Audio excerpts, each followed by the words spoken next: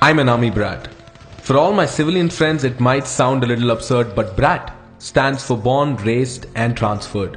My dad has been in the army from even before I was born. All kinds of camouflages and uniforms he has worn. But as soon as I go and tell this to anyone, the first question they ask is, does your dad have a gun? Has he killed anyone? It's hard to explain that life in the army is more than that. We army brats have donned many hats, changing schools, friends, stations every 2 years, switching languages according to our peers. We wouldn't go to school in a bus or a van, no, that's just too mainstream, man. Shaktiman, that's what they call the big army truck. Our Sayak Bhaiya, our first best friend, giving us good luck. Yes, Shaktiman and Batman, they're different kinds of superheroes for us. We army brats really don't like wannabes. Trust me, I've got Akshay, Priyanka and Arnab in my posse. अरे यार, army में तो तुम्हें सब कुछ free में मिलता है. Never ever say that to me. I get really annoyed when someone prefixes my dad's name with a Thiru, Shri or a Mr. Colonel, not Colonel or Colonel. It's really not a tongue twister. I'd be the coolest kid in school when dad would come and pick me up in his olive green uniform with my classmates standing around in a swarm looking like they'd been hit by a storm. Mess with me if you can. My dad is an army man.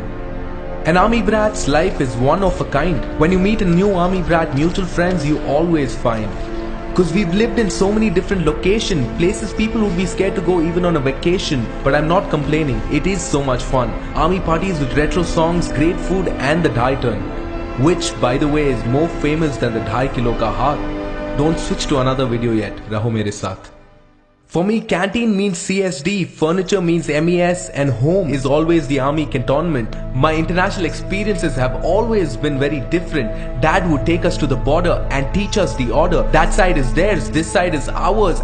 As a kid, I was shocked to see that both in India and Pakistan, the same way camels walked. But it hasn't been all rosy, in all honesty, I must admit. Missing my birthdays and annual days were crimes my dad would often commit. And those times when your heart and mind just refuses to tally. Your father is posted in the most insurgent valley. Army officer killed in encounter, the news flashes. Defense personnel reduced to ashes. You can't help but think about the worst that could have happened.